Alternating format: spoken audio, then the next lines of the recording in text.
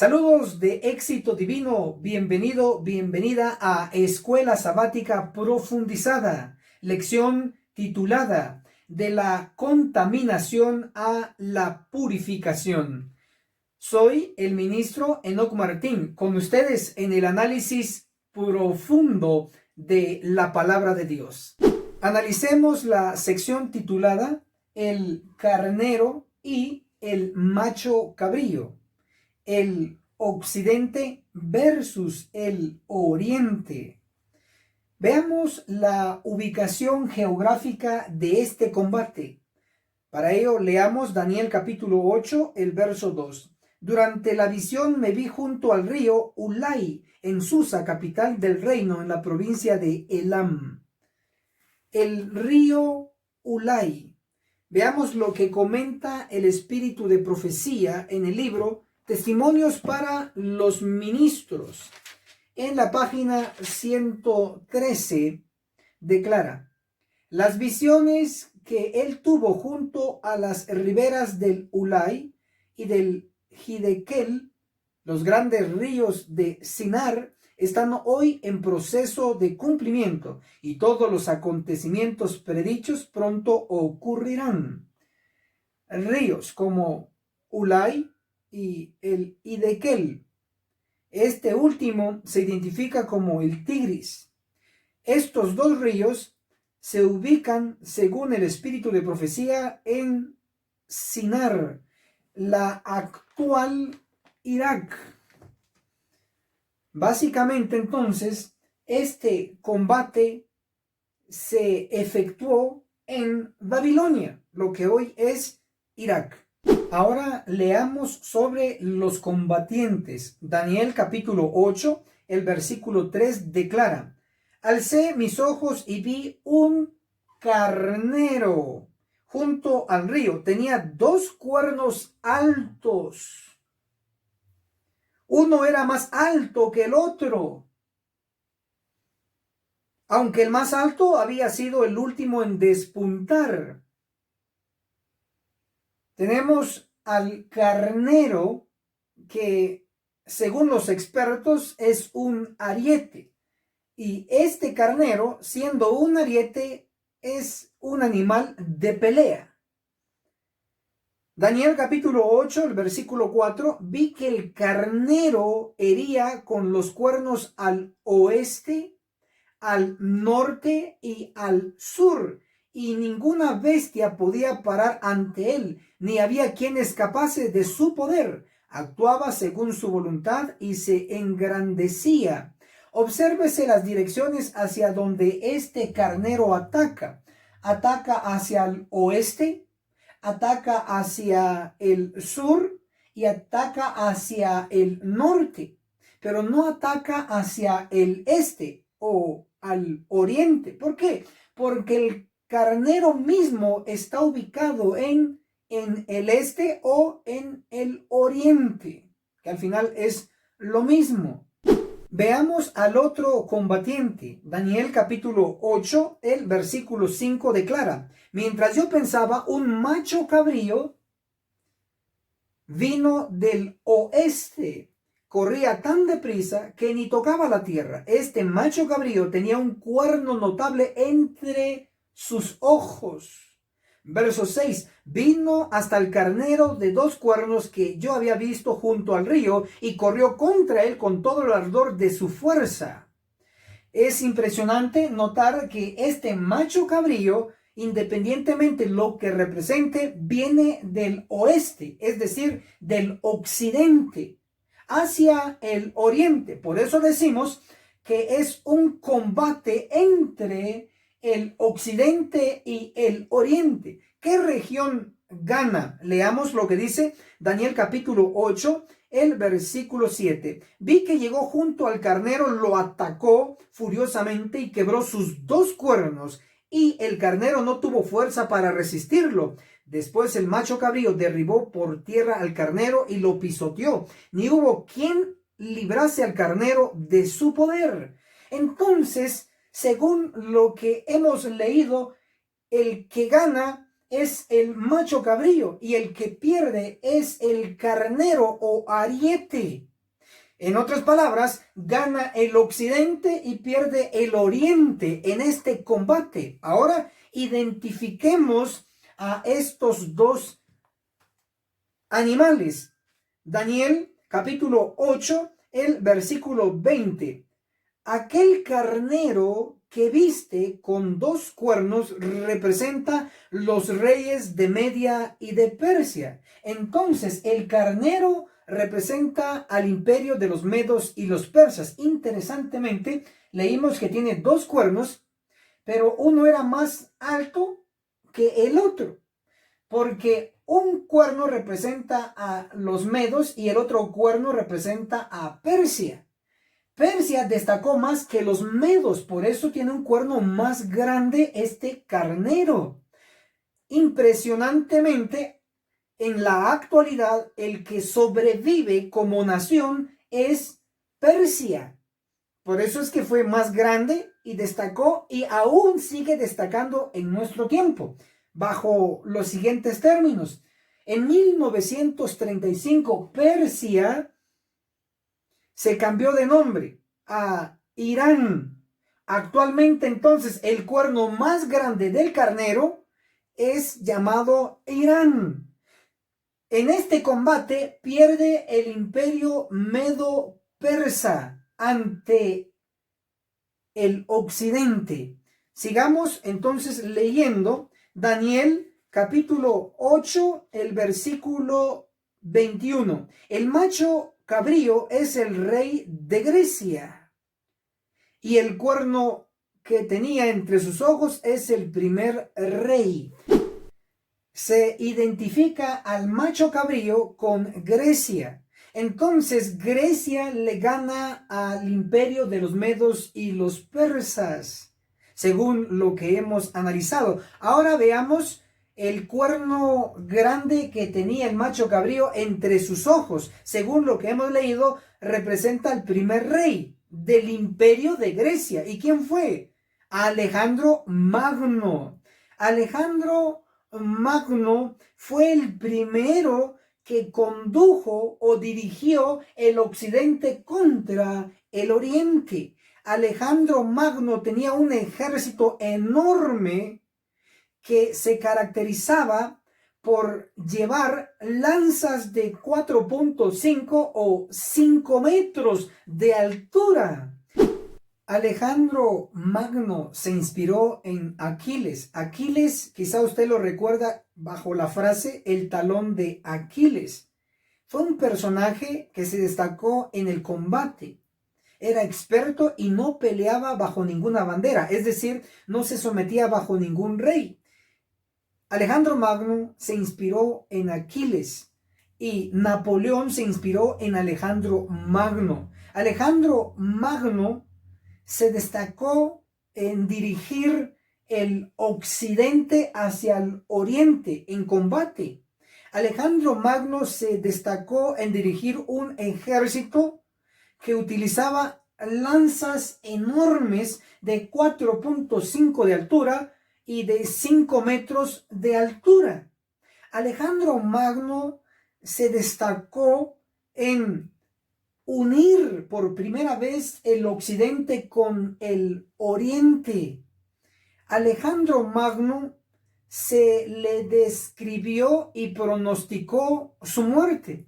En Daniel capítulo 8, el versículo 8 declara: el macho cabrío se engrandeció mucho y cuando estaba en su mayor fuerza, aquel gran cuerno fue quebrado y en su lugar salieron 4 cuernos prominentes.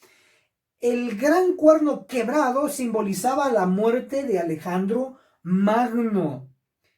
Hay varias teorías de expertos de la muerte de Alejandro Magno. Unos dicen que murió envenenado, otros dicen que murió por beber mucho alcohol. Pero el espíritu de profecía también nos comenta en Buena Salud, noviembre 1880. Alejandro, víctima de la intemperancia. Implica entonces que el espíritu de profecía se inclina a que Alejandro Magno realmente murió por el exceso de bebidas alcohólicas. En realidad no debió haberlo consumido nunca. Sin embargo, al consumirlo exageradamente, provocó su muerte prematura. Alejandro Magno tiene una conexión importante con el tipo y el antitipo. Y me refiero a lo siguiente. Alejandro Magno, en todo el territorio que logró conquistar, murió específicamente en Babilonia. Ahora, interesantemente, Alejandro Magno se conecta con Napoleón y Napoleón se conecta con Berthier, porque el general de Napoleón fue Berthier, y Berthier fue el que en 1798 lleva prisionero al Papa Pío VI. ¿Qué quiere decir esto? Que hay una conexión misteriosa y profunda de Alejandro Magno con Babilonia en el tipo, literalmente, y con Babilonia en el antitipo. En este caso, la Iglesia Católica Romana en la fase de Roma papal. La visión de Daniel sobre el carnero y el macho cabrío sintetiza la conquista de Alejandro Magno sobre el imperio Medo-Persia, y al mismo tiempo nos muestra el surgimiento del imperio griego bajo Alejandro Magno. Analicemos la sección titulada Las tres fases del imperio de Grecia, y al mismo tiempo vamos a resolver un dilema. Leamos Daniel capítulo 2, el versículo 39 declara: después de ti se levantará otro reino inferior al tuyo y un tercer reino de bronce que dominará toda la tierra. Observamos que según el pronóstico profético, el tercer reino de bronce iba a dominar toda la tierra, haciendo alusión a la estatua de Nabucodonosor en Daniel 2. Cabeza de oro, pechos y brazos de plata, el vientre y los muslos de bronce, que representan a Grecia. Básicamente entonces está diciendo el pronóstico de la profecía que Grecia tenía que dominar toda la tierra, pero encontramos que el primer rey, que fue Alejandro Magno, de ese imperio, no dominó toda la tierra, pero el pronóstico le da la responsabilidad de dominar toda la tierra a el tercer reino, es decir, a Grecia. Alejandro Magno no alcanzó a dominar toda la tierra. Lo más lejos que llegó Alejandro Magno fue a abarcar o conquistar una parte de India, pero no abarcó toda la tierra. Entonces debemos de encontrar una solución a este dilema. Para ello, vamos a observar que Grecia realmente tuvo tres fases. La primera fase fue con Alejandro Magno. Leamos lo que nos pronosticó la palabra de Dios. Daniel capítulo 8, el versículo 5 declara: mientras yo pensaba, un macho cabrío vino del oeste, corría tan deprisa que ni tocaba la tierra. Este macho cabrío tenía un cuerno notable entre sus ojos. Daniel capítulo 8, el versículo 21 nos da la interpretación. El macho cabrío es el rey de Grecia, y el cuerno grande que tenía entre sus ojos es el primer rey. Entonces, la primera fase de Grecia está representado con el macho cabrío y el cuerno grande entre sus ojos. Es decir, Grecia bajo el mando de Alejandro Magno. Esa es la primera fase. La segunda fase la encontramos pronosticada en Daniel capítulo 8, el versículo 8. Y el macho cabrío se engrandeció mucho, y cuando estaba en su mayor fuerza, aquel gran cuerno fue quebrado, y en su lugar salieron 4 cuernos prominentes hacia los 4 vientos del cielo. La segunda fase de Grecia es cuando se quiebra el cuerno grande que representa Alejandro Magno, y en lugar surgen 4 cuernos.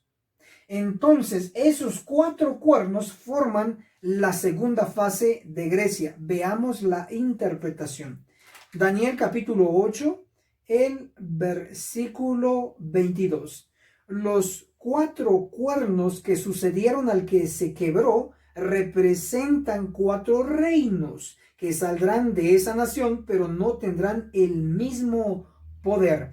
Esos 4 cuernos representan a los 4 generales de Alejandro Magno. Número 1, Casandro. Número 2, Lisímaco. Número 3, Ptolomeo. Y número 4, Seleuco. Los 4 cuernos representan a los 4 generales de Alejandro Magno. Estos 4 generales formaron la segunda fase de Grecia. La tercera fase de Grecia fue pronosticado en Daniel capítulo 8. Lo primero que debemos hacer es corregir el verso y luego dar su explicación. Daniel capítulo 8, el verso 9.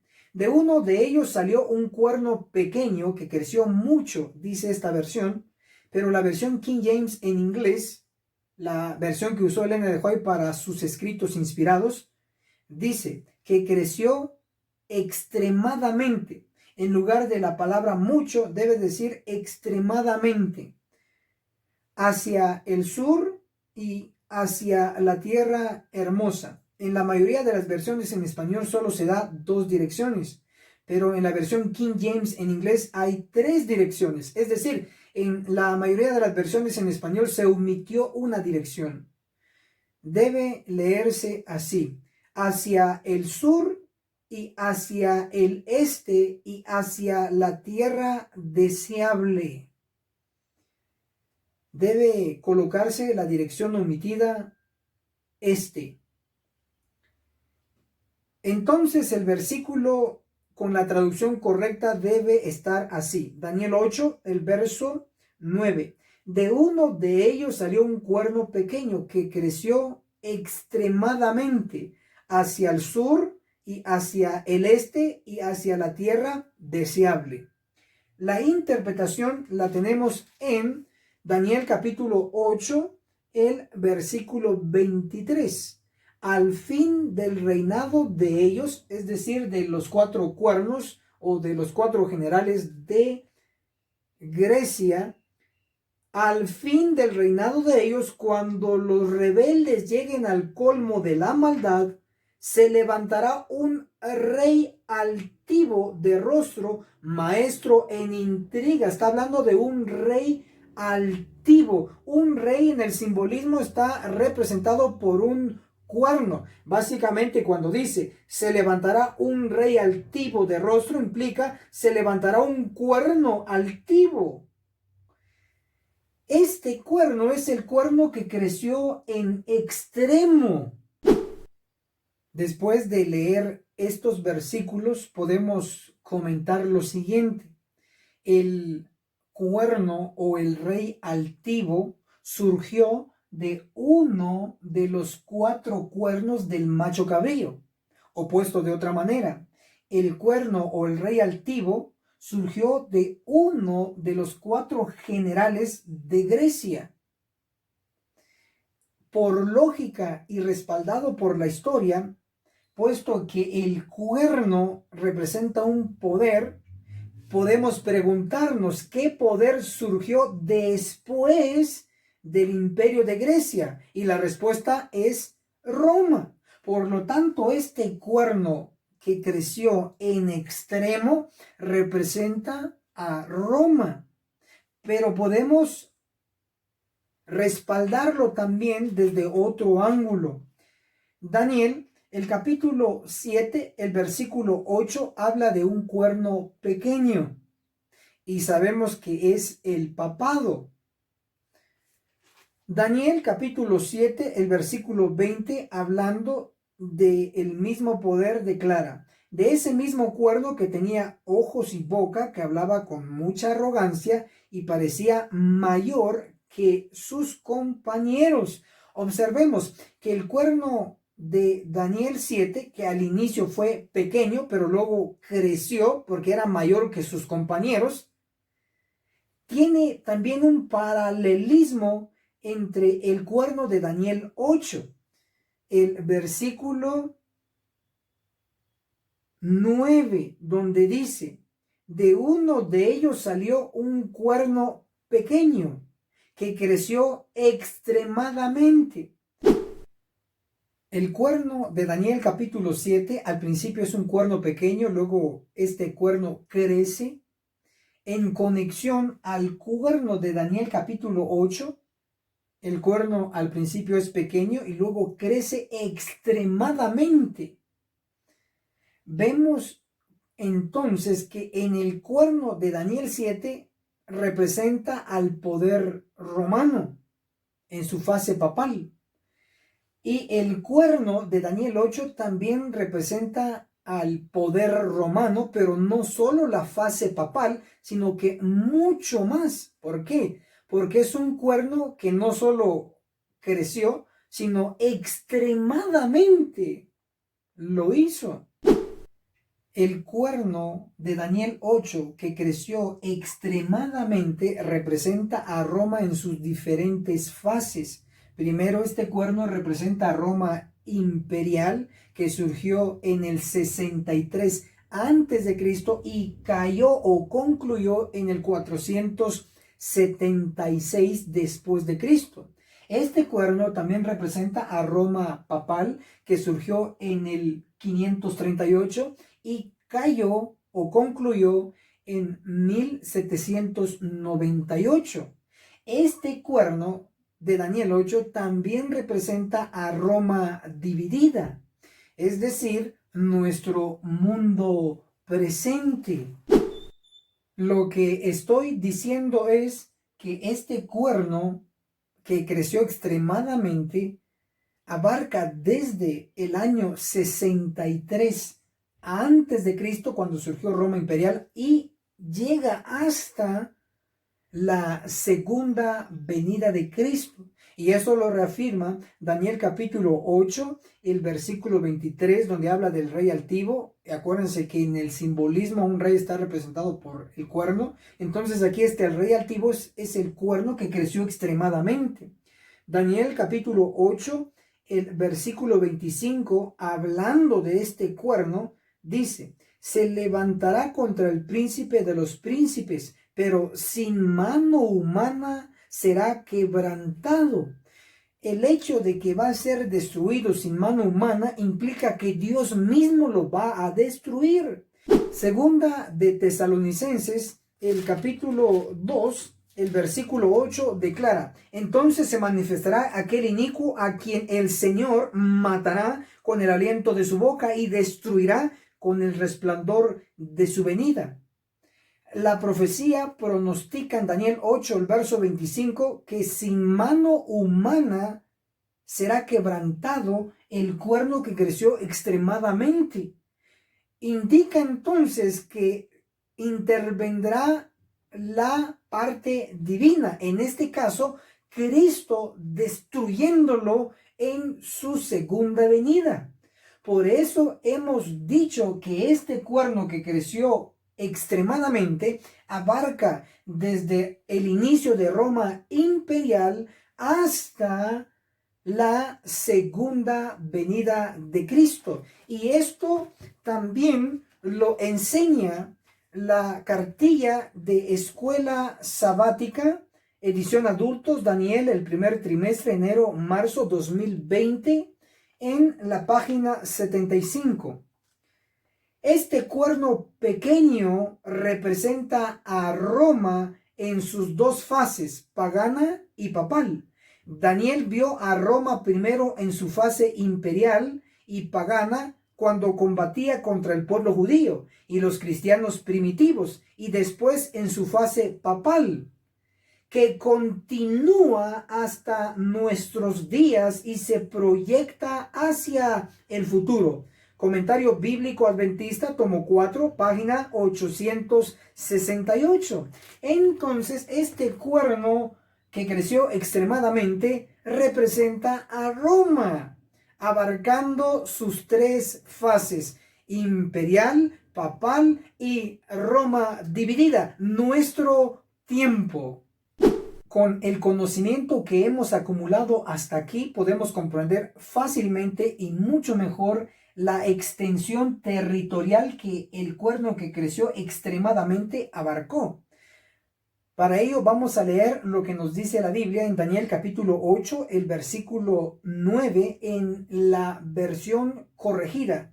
De uno de ellos salió un cuerno pequeño que creció extremadamente hacia el sur, hacia el este y hacia la tierra deseable. Hasta aquí se nos da 3 direcciones de los 4 puntos cardinales, faltando uno. Pero antes de explicar por qué no se menciona uno de los puntos cardinales, debo de explicar lo siguiente, donde por lo general hay confusión. El este también es conocido como el oriente o donde sale el sol. El oeste es conocido como el occidente o donde se pone el sol. Si su versión ahí cambia, por favor, ubíquese según lo que hemos dicho. Ahora, ¿por qué no se menciona el norte, este punto cardinal, en Daniel capítulo 8, el verso 9? Porque en el momento de la visión que Daniel tiene sobre el macho cabrío, este macho cabrío está en el norte. ¿Cómo lo sé? Porque Daniel capítulo 8, el versículo 2 nos da la ubicación geográfica. El río Ulai y Elam, que queda al norte, donde actualmente está Irak, o donde era ubicada Babilonia. Ahora vamos a comprobar que al norte de Jerusalén quedaba Babilonia con la Biblia. Ezequiel capítulo 26, el versículo 7 dice: porque así dice el Señor el Eterno, del norte traigo contra Tiro a Nabucodonosor, rey de Babilonia. Entonces Babilonia quedaba al norte y en el momento de la visión el macho cabrío se encuentra al norte. Entonces desde el norte el macho cabrío con su cuerno que le creció extremadamente se dirige ese cuerno primero hacia el sur, luego hacia el este y luego hacia la tierra deseable, es decir, el oeste. Vamos a ir paso por paso viendo las direcciones que llevó el cuerno que creció extremadamente. Según Daniel capítulo 8, el versículo 9, el cuerno se dirigió hacia el sur. ¿Por qué hacia el sur? Porque estaba en el norte. Entonces, si está al norte, implica que ya estaba conquistado el norte. Se dirige luego al sur. ¿Y qué quedaba en el sur? Quedaba un país muy conocido, Egipto. Egipto fue conquistado por Roma, o por este cuerno que creció extremadamente. Fue conquistada en el año 31 antes de Cristo. Y luego este cuerno se dirige hacia el este, es decir, al oriente. ¿Y qué queda al este? Queda Persia. Luego el cuerno se dirige hacia la tierra deseable. Y la tierra deseable, según la Biblia, Salmos 106, el verso 24, y Zacarías capítulo 7, el verso 14, representa a la tierra santa o Jerusalén. En este caso, la tierra deseable queda al oeste. Entonces, el cuerno que creció extremadamente luego se dirige al oeste, puesto que ya había conquistado, según la visión, el norte, luego el sur, luego el este y finalmente la tierra deseable o Jerusalén. Y Jerusalén fue conquistada por Roma en el año 63 antes de Cristo. Esto prueba entonces que el cuerno que creció extremadamente abarcó los 4 puntos cardinales: norte, Babilonia, sur Egipto, este Persia y oeste la tierra deseable o la tierra santa donde está ubicada Jerusalén. Entonces, Grecia, a través de este cuerno que creció extremadamente, abarcó toda la tierra o los 4 puntos cardinales. Ahora sí entenderemos mucho mejor y con facilidad Daniel capítulo 2, el versículo 39. Después de ti se levantará otro reino inferior al tuyo y un tercer reino de bronce que dominará toda la tierra. Entonces, Grecia, que es el tercer reino de bronce, no dominó toda la tierra en la fase de Alejandro Magno, ni dominó toda la tierra en la fase de los 4 generales, sino que dominó Grecia toda la tierra en la fase del macho cabrío, cuando le surge un cuerno que creció extremadamente. En esa fase es donde Grecia domina toda la tierra a través del cuerno que creció extremadamente. Vemos entonces que la profecía es perfecta. El pronóstico de Daniel 2, el verso 39, de que Grecia iba a dominar toda la tierra, se cumplió. Obsérvese esto con cuidado. Dios no le da el crédito a Roma de dominar toda la tierra, sino que le da el crédito a Grecia de dominar toda la tierra. ¿Por qué? Porque Roma surgió del territorio de uno de los 4 generales de Grecia.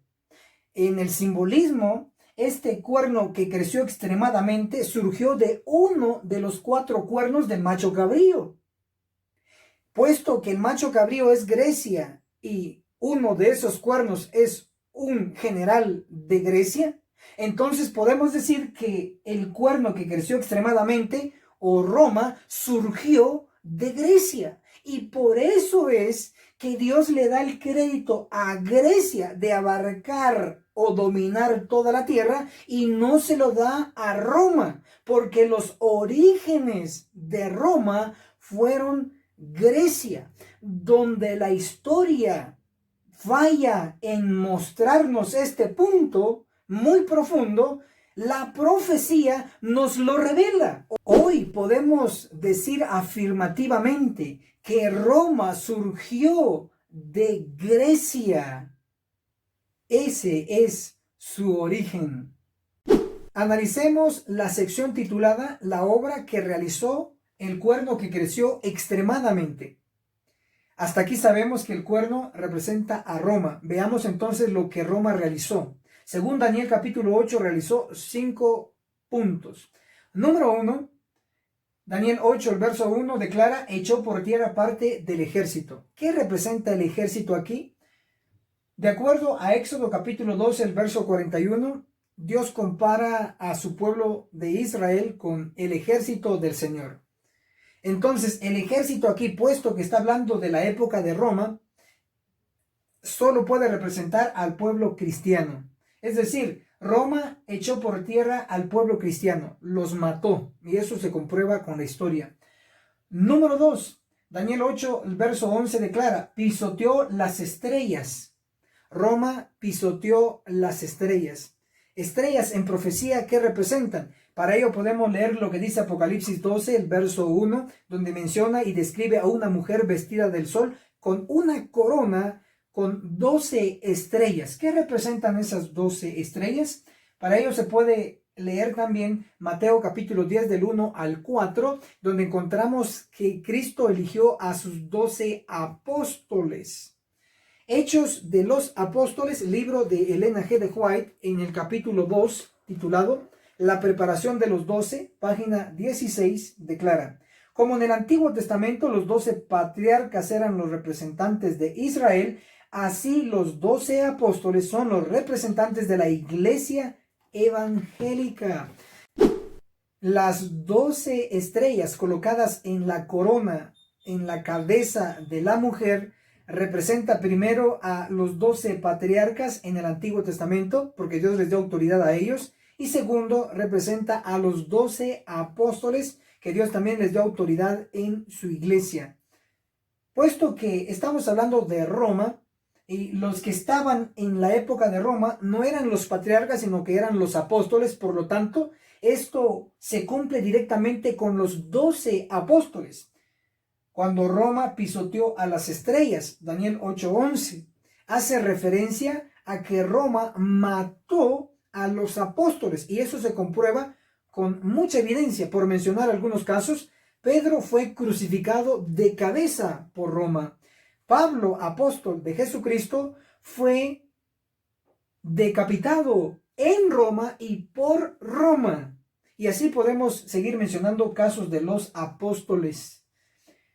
¿Qué más hizo Roma? Número 3, se engrandeció contra el príncipe. ¿Quién es el príncipe aquí?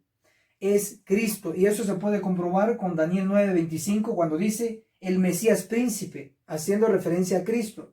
Daniel 10, el verso 21, también habla de Miguel, vuestro príncipe. Definitivamente el príncipe aquí es Cristo.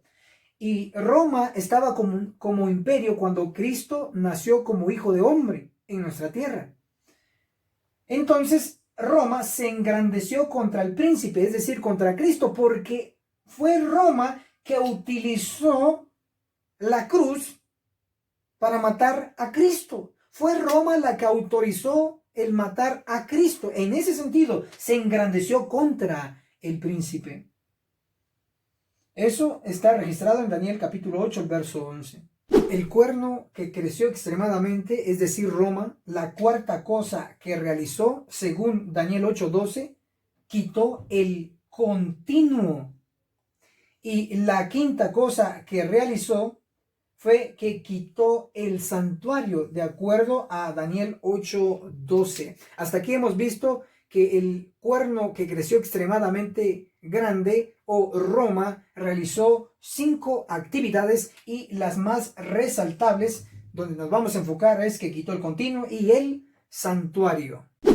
Analicemos la sección titulada La palabra sacrificio no pertenece al texto de Daniel capítulos 8, 11 y 12.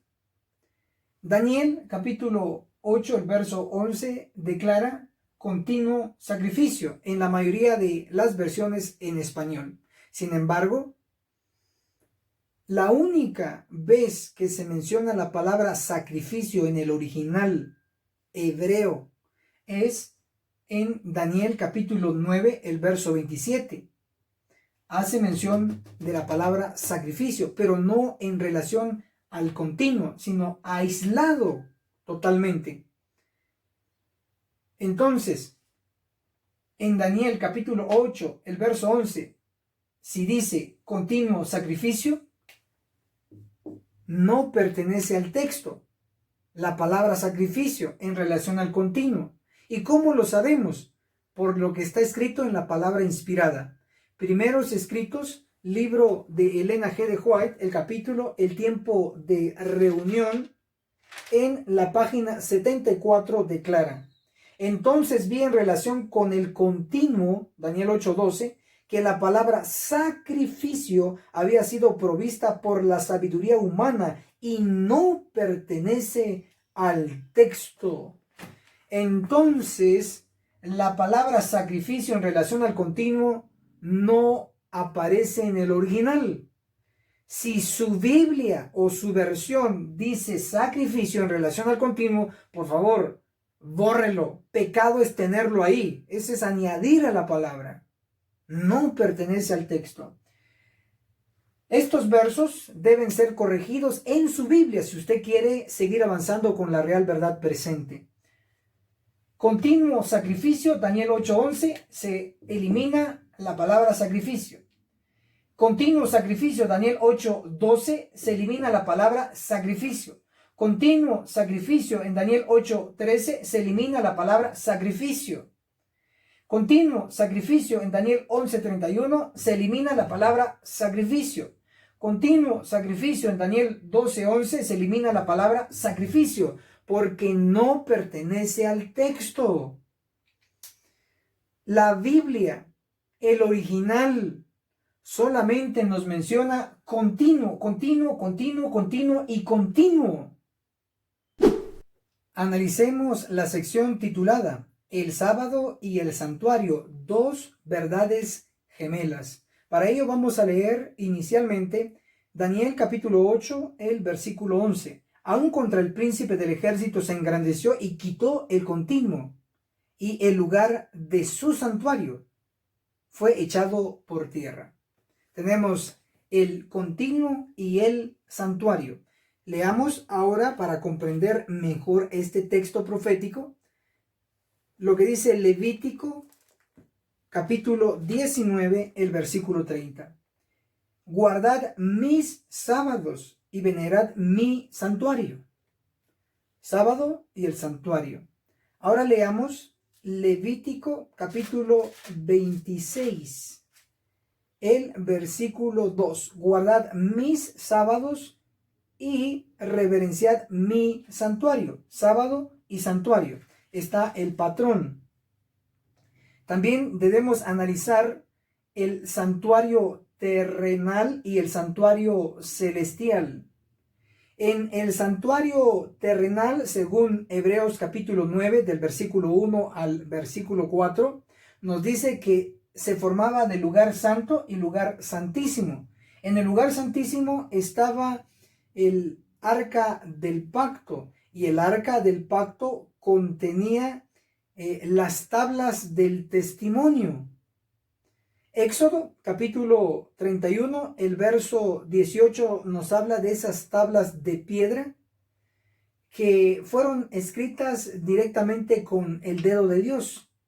Entonces, cuando se habla del lugar santísimo y dentro del lugar santísimo el arca del pacto y dentro del arca del pacto las dos tablas de piedra, es decir, la ley, los mandamientos, incluye el cuarto mandamiento, el sábado.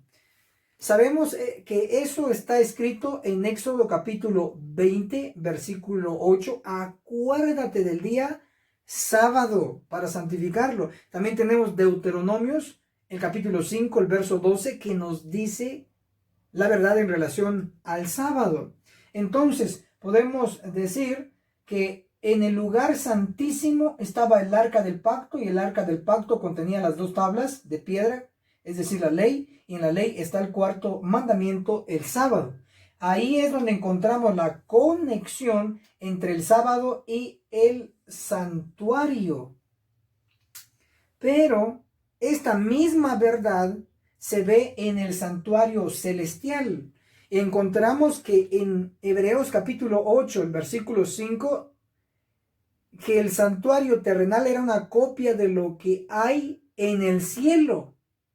Entonces el terrenal era una copia y el celestial es el original. Hebreos capítulo 9, el verso 24 nos habla del santuario donde Cristo entró en el cielo, dando evidencia sobre el santuario celestial. Apocalipsis capítulo 11, el versículo 19 nos habla del santuario en el cielo que fue abierto y que se vio el arca del testimonio o el arca del pacto. Por lógica, si está el arca del pacto, debe estar las tablas de la ley. Y el cuarto mandamiento de la ley es el sábado. Nuevamente tenemos conexión entre el sábado y el santuario, en este caso celestial. Las verdades del sábado y el santuario son gemelas, son inseparables, van juntas. También el espíritu de profecía nos comenta sobre ello. En el evangelismo, el capítulo 8, la página 165 declara: el santuario celestial es el fundamento de nuestra fe. Por supuesto, porque como adventistas del séptimo día, sábado, creemos en un santuario celestial. Es el fundamento de nuestra fe. También tenemos lo que nos dice el espíritu de profecía en Conflicto de los Siglos en la página 488. El capítulo 26 declara: nadie podía dejar de ver que si el santuario terrenal era una figura o modelo del celestial, la ley depositada en el arca en la tierra era exacto trasunto de la ley encerrada en el arca del cielo, y que aceptar la verdad relativa al santuario celestial envolvía el reconocimiento de las exigencias de la ley de Dios y la obligación de guardar el sábado del cuarto mandamiento. Esta cita corrobora lo que ya hemos dicho. Si hay un santuario celestial, implica que hay un arca del pacto. Y si hay un arca del pacto, hay ley. Y si hay ley, hay cuarto mandamiento, el sábado. El sábado y el santuario se conectan, van juntos. Analicemos la sección titulada Feliz Continuo. La palabra continuo es la traducción del término hebreo tamid, que también se puede traducir como diario, perpetuo, para siempre. Esta palabra aparece en el Antiguo Testamento 103 veces. En el libro de Daniel un par de veces, específicamente en Daniel capítulo 8, capítulo 11, capítulo 12. La palabra continuo está íntimamente relacionada con el santuario, y eso está registrado en Daniel capítulo 8, el versículo 11. Aún contra el príncipe del ejército se engrandeció y quitó el continuo, y el lugar de su santuario fue echado por tierra. Daniel capítulo 8, el verso 11, como hemos leído, nos indica que el continuo y el santuario fueron echados por tierra. Ahora veamos la luz que nos da Daniel 8, el verso 12.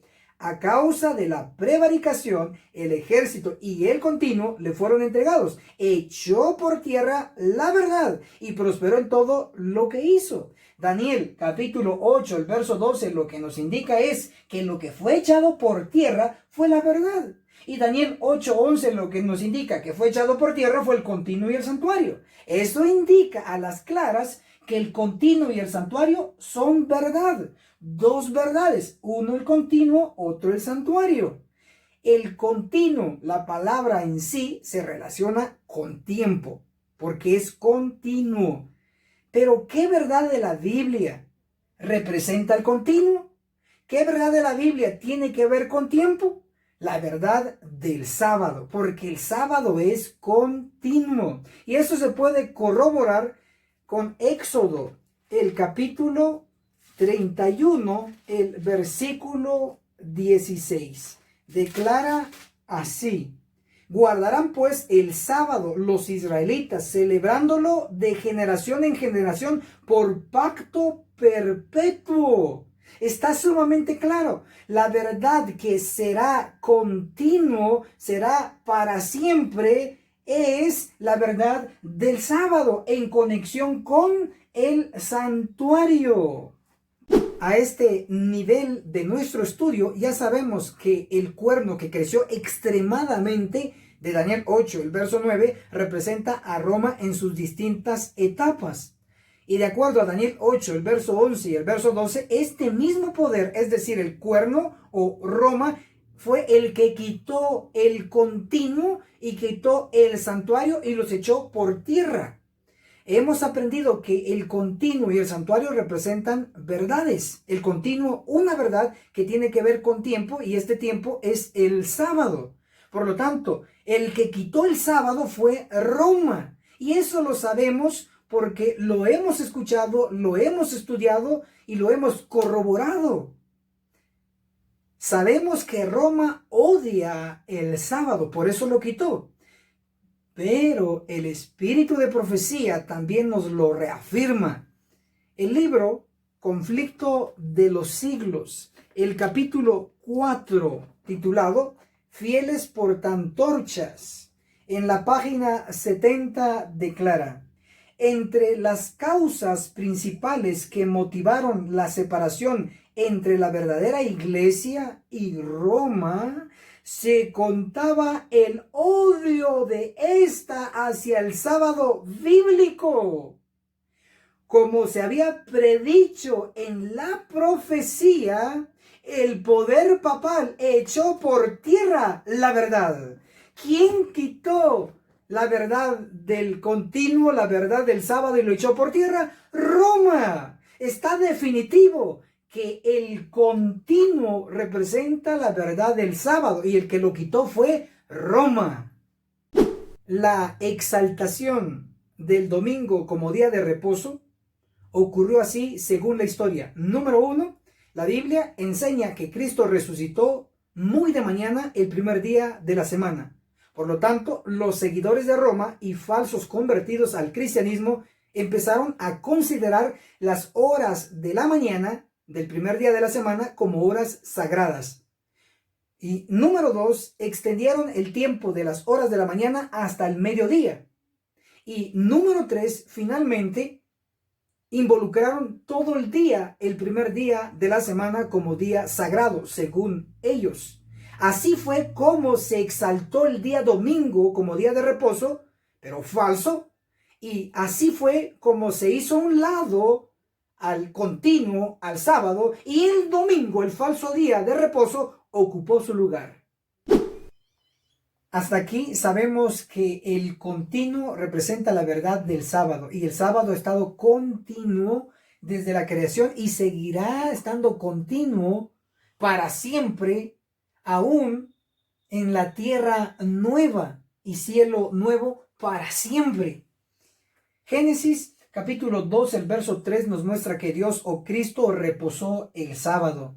Sin embargo, también Adán, antes de la caída y después de la caída, siguió guardando el sábado. Y eso lo podemos leer en el libro El conflicto de los siglos, el capítulo Una obra de reforma. En la página 106 declara así: santificado por el reposo y la bendición del Creador, el sábado fue guardado por Adán en su inocencia en el santo Edén, por Adán caído pero arrepentido. Queda bien claro entonces que Adán, el primero, guardó el sábado antes de la caída y después de la caída. Por lo tanto, el sábado continuó, siguió, prosiguió. Bien, entonces tenemos desde el primer Adán hasta el segundo Adán, hacemos un salto olímpico para comprobar que el sábado siguió constante.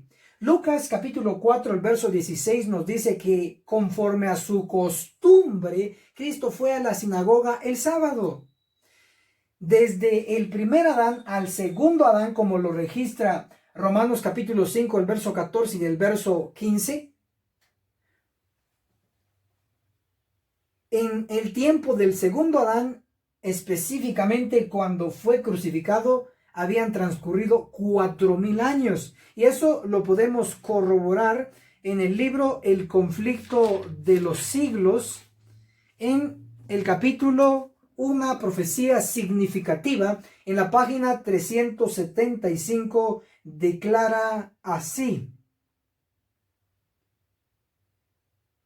con el gran sacrificio ofrecido en el Calvario, terminó aquel sistema de ofrendas que durante 4000 años había prefigurado al Cordero de Dios. 4000 años, desde Adán el primero en su caída hasta el segundo Adán, Cristo en la cruz en el año 31, habían transcurrido 4000 años y Cristo todavía seguía guardando el sábado. Algunos teólogos errados, aplicando mal Colosenses 2:14, arguyen y argumentan diciendo que el sábado y la ley fueron clavados en la cruz en el año 31, cuando el texto lo único que dice es que las ordenanzas desfavorables fueron clavados en la cruz. Efectivamente, analicemos cuáles son esas ordenanzas desfavorables. Pues está hablando del sistema ceremonial, es decir, de la ley ceremonial, que era desfavorable, claro, porque tenían que llevar un cordero por la mañana, un cordero por la tarde. Eso era gastos, era desfavorable. Por supuesto, Cristo en la cruz, como el Cordero de Dios, clavó el sistema ceremonial y ya no está vigente. Esa es la ley ceremonial que fue clavada en la cruz, pero nunca la ley moral, la de los 10 mandamientos de Éxodo 20 o Deuteronomios capítulo 5. Jamás. Sin embargo, podemos comprobar que después de la crucifixión de Cristo se siguió guardando el sábado de la siguiente manera. Sabemos que de acuerdo a Hechos capítulo 8, el verso 1, Esteban fue apedreado. Y Saulo consentía en la muerte de Esteban. Implica entonces que Saulo, cuando fue apedreado Esteban en el año 34, consintió en la muerte de Esteban. Implicando entonces que Saulo en el año 34 aún no estaba convertido al cristianismo. Interesante eso.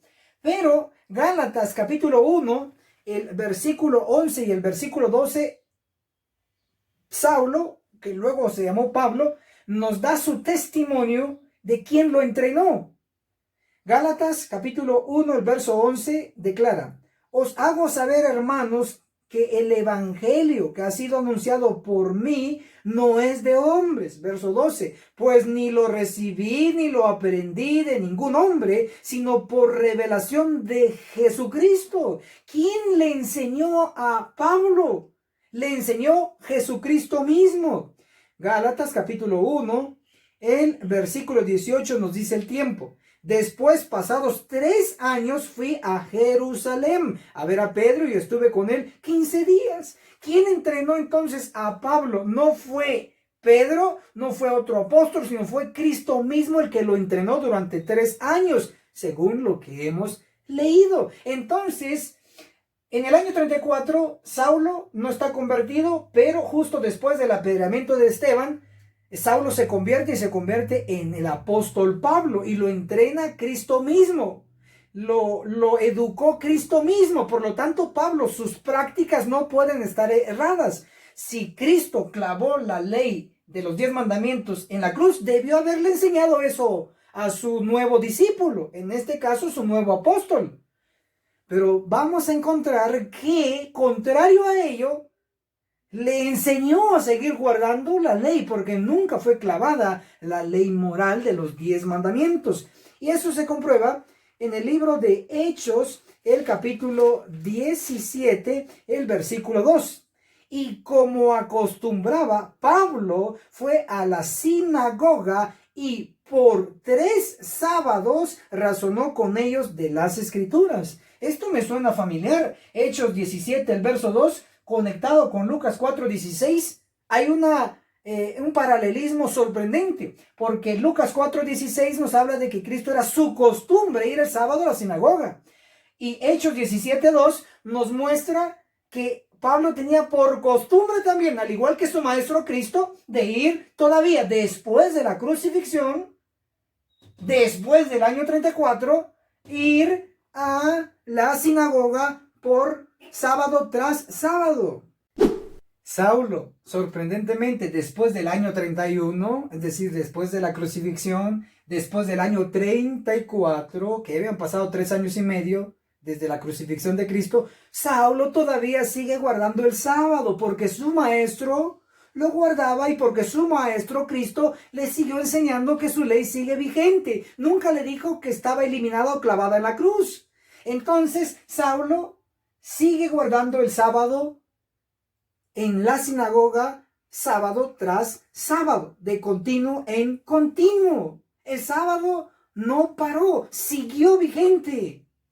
Aún, para sorpresa nuestra, pensaríamos que en la Edad Media, en el período del tirano Papa, pudiéramos pensar que los fieles dejaron de guardar el sábado. Sin embargo, el sábado siguió vigente y los pocos fieles siguieron guardando el sábado en la Edad Media o la Edad Oscura. Y eso se puede comprobar con Conflicto de los Siglos en el capítulo Una obra de reforma, el capítulo 27, en la página 506, y declara así: a pesar de que el hombre de pecado logró pisotear el día santo de Dios, hubo, aún en la época de su supremacía, almas fieles, escondidas en lugares secretos, que supieron honrarlo. Gloria a Dios, porque el sábado es continuo, siempre está vigente y siempre seguirá vigente, nunca se detiene.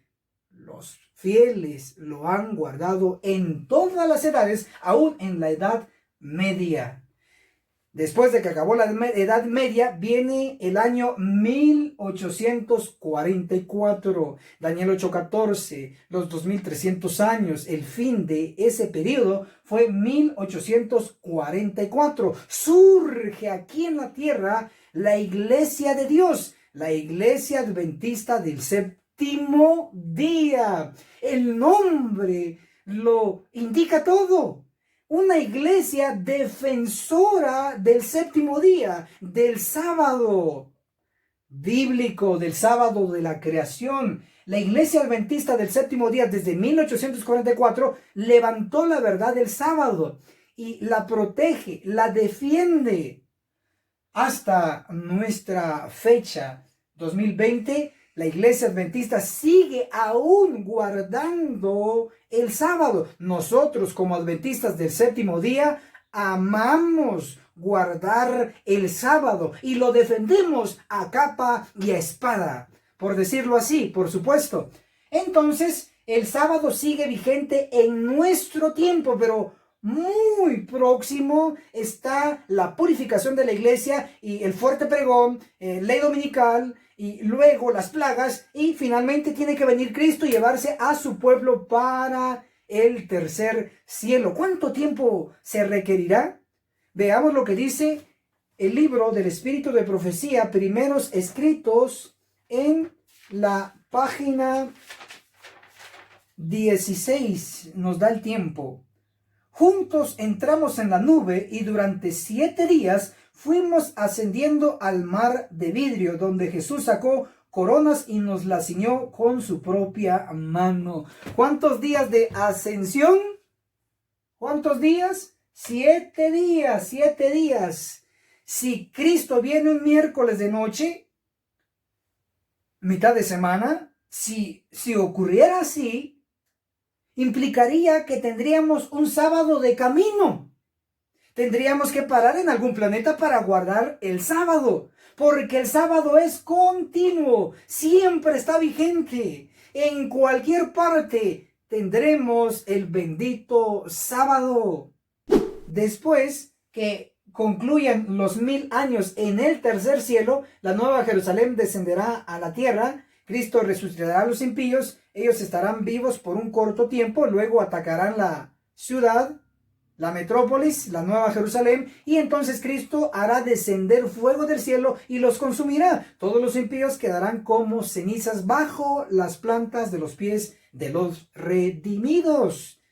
Después Dios tendrá la tierra nueva, y en la tierra nueva, según Isaías capítulo 66, el verso 22 nos declara así: así como los cielos nuevos y la nueva tierra que yo hago permanecen ante mí, dice el Eterno, así permanecerán vuestros descendientes y vuestro nombre. Verso 23, y de mes en mes y de sábado en sábado vendrán todos a adorar ante mí, dice el Eterno. Después de que se acabó el último pecador y se eliminó todo rastro y vestigio del pecado, entonces en la tierra nueva vendrá toda carne de sábado en sábado, de continuo en continuo, a adorar al Señor. Por eso decimos que el continuo es el nombre profético del sábado,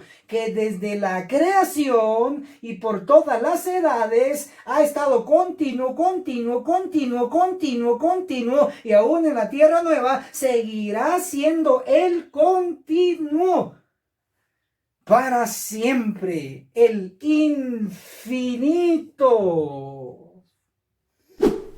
Por eso es que todos aquellos que conocemos la real verdad presente, feliz sábado es para nosotros feliz continuo. y solo los entendidos lo practicarán y lo aplicarán desde ahora en adelante.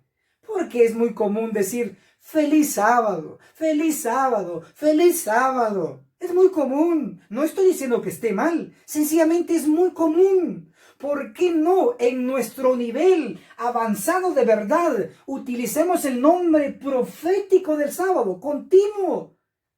De ahora en adelante escribamos en los comentarios que empezaremos a usar el término continuo para referirnos al Santo Sábado. Y de ahora en adelante vamos a saludarnos. Escríbanme en los comentarios, adelántenme de una vez, feliz continuo. Y yo les contestaré, feliz continuo. Cuando me vean en su país, si es sábado, feliz continuo. Cuando usted venga a mi país, si es sábado, feliz continuo. Y si podemos, un abrazo fuerte, porque estamos celebrando el continuo.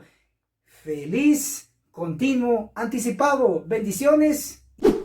Analicemos la sección titulada La marca de la bestia. Para ello vamos a leer Apocalipsis capítulo 13, el versículo 15 al 17. Se le permitió infundir aliento a la imagen de la primera bestia para que la imagen pudiera hablar y dar muerte a todo el que no adora la imagen de la bestia. Verso 16, y ordenaba que a todos pequeños, grandes, ricos, pobres, libres, siervos, se les ponga una marca en la mano derecha o en la frente. Verso 17, y que ninguno pueda comprar ni vender, sino que el que tenga la marca o el nombre de la bestia o el número de su nombre. Aquí es donde se obtiene la famosa frase, la marca de la bestia. ¿Qué representa la marca de la bestia? Donde estará involucrado la bestia de 2 cuernos, la bestia mixta de Apocalipsis 13, ambas bestias, y estará involucrada también la bestia escarlata de Apocalipsis 17. La marca de la bestia, hoy tenemos que dejar bien claro a qué se refiere. Testimonios para los ministros, el capítulo La alta norma de Dios, la página 133, declara: Juan fue llamado a contemplar a un pueblo distinto de los que adoran a la bestia o a su imagen al guardar el primer día de la semana.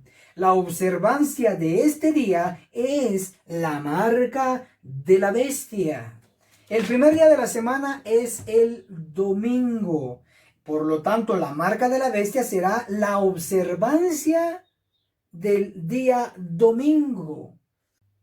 Veamos también lo que dice el Espíritu de Profecía en otro de sus libros. En este caso, el libro Eventos de los Últimos Días en la versión antigua. Se encuentra en la página 228.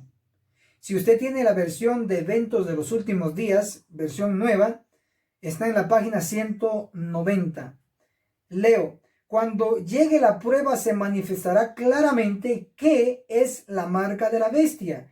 Es la observancia del domingo. Definitivamente está bien claro que la marca de la bestia será la observancia del domingo. Analicemos la sección titulada Los 4 vientos, la ley dominical. Para ello vamos a leer Apocalipsis capítulo 7, versículo 1. Después de esto vi 4 ángeles de pie en los 4 ángulos de la tierra, que detenían los 4 vientos de la tierra, para que no soplase viento alguno sobre la tierra, ni sobre el mar, ni sobre ningún árbol. Hasta aquí tenemos claro que hay 4 vientos de la tierra. 1, 2, 3 y 4. ¿Qué representan estos 4 vientos de la tierra, que son detenidos por 4 ángeles? Para ello vamos a leer lo que dice Testimonios para la Iglesia, el tomo 5, en la página 142, declara enfáticamente: se acerca el tiempo en que no podremos vender a ningún precio. Pronto se promulgará el decreto que prohibirá a los hombres comprar o vender si no tienen la marca de la bestia. Hasta aquí sabemos que la marca de la bestia representa la observancia del domingo. Por lo tanto, aquí este párrafo está hablando de la ley dominical. Continúo leyendo. Hace poco nos vimos cerca de que esto sucediese en California, pero resultó ser un simulacro del soplo de los cuatro vientos. Por lo pronto, estos son detenidos por los cuatro ángeles. No estamos del todo listos todavía, aún queda una obra por hacer, y luego los ángeles recibirán la orden de soltar los cuatro vientos para que soplen sobre la tierra.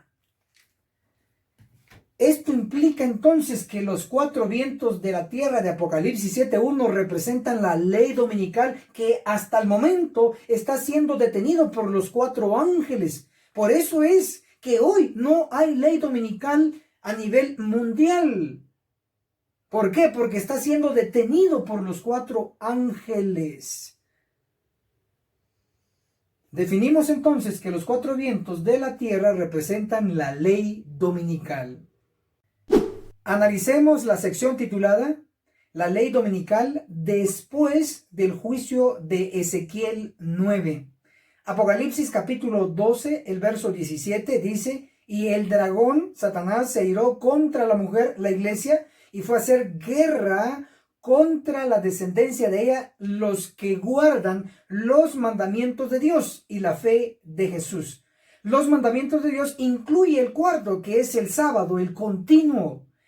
El dragón, Satanás, va a hacer guerra a la iglesia que estará guardando los mandamientos de Dios como un cuerpo en total, no como algún individuo en la iglesia esté guardando los mandamientos o el sábado, sino que como iglesia, como cuerpo completo, el dragón atacará a esa iglesia que estará guardando completamente los mandamientos. Sin embargo, ese tiempo aún no ha llegado, primero porque como pueblo no estamos guardando los mandamientos totalmente. Quizá uno, quizá dos, quizá tres entre nuestro medio lo está haciendo, pero como cuerpo no. Y eso se puede comprobar con lo que está escrito en Testimonios para los Ministros en la página 373, el capítulo Exhortaciones a la verdad. Declara: exhorto a mis hermanos a despertar. Junto con David nos vemos obligados a decir: tiempo es de actuar, oh Eterno, porque han invalidado tu ley. Dice: a mis hermanos, es tiempo de despertar. ¿Por qué? Porque hemos invalidado la ley de Dios como pueblo, como iglesia. No lo estamos guardando bien. Seamos realistas. El sábado no lo guardamos bien.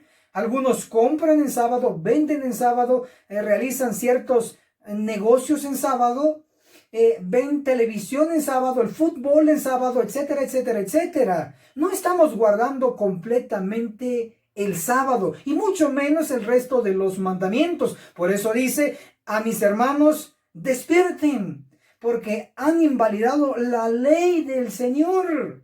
Entonces, como iglesia no estamos guardando completamente los mandamientos, y la ley dominical, el dragón la va a utilizar para atacar la iglesia cuando la iglesia completa esté guardando los mandamientos, incluyendo el sábado, correctamente. Implica entonces que la iglesia hoy no está purificada. Todavía hay cizaña y hay pecadores en su medio. Por lo tanto, debe ocurrir la purificación.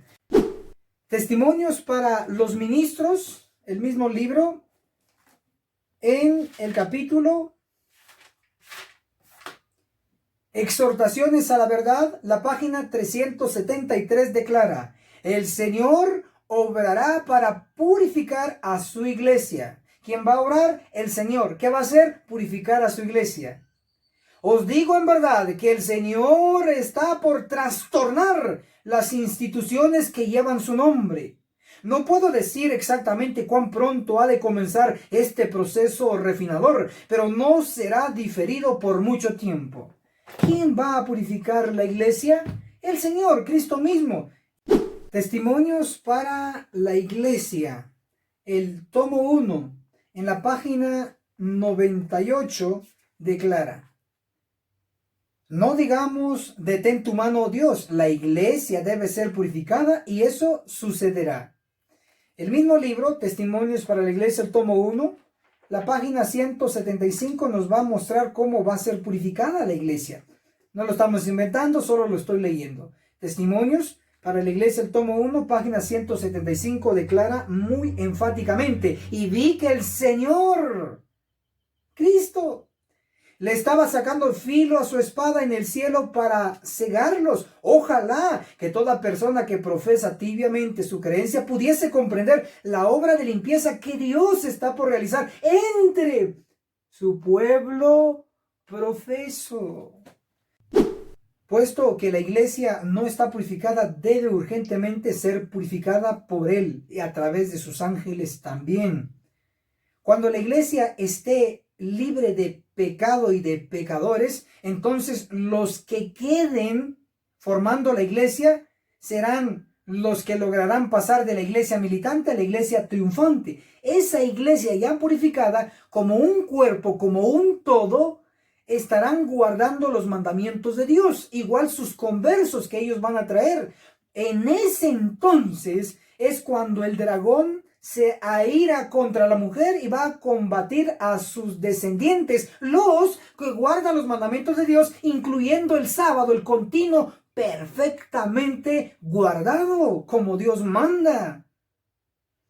Entonces, hasta el momento, lo que esperamos es la purificación de la iglesia, y después, ¿qué vendrá? Ley dominical en toda la tierra. Pero para ese entonces el pueblo estará protegido. Una prueba más a través de las escrituras y el espíritu de profecía. Primero la iglesia debe ser purificada y después tiene que venir la ley dominical. Eso lo comprueba la Biblia en Josué capítulo 7, el verso 1. Habla de Acán como el único pecador entre el pueblo israelita. Sin embargo, Dios acusa a todo el pueblo de haber pecado. Eso se llama pecado corporativo.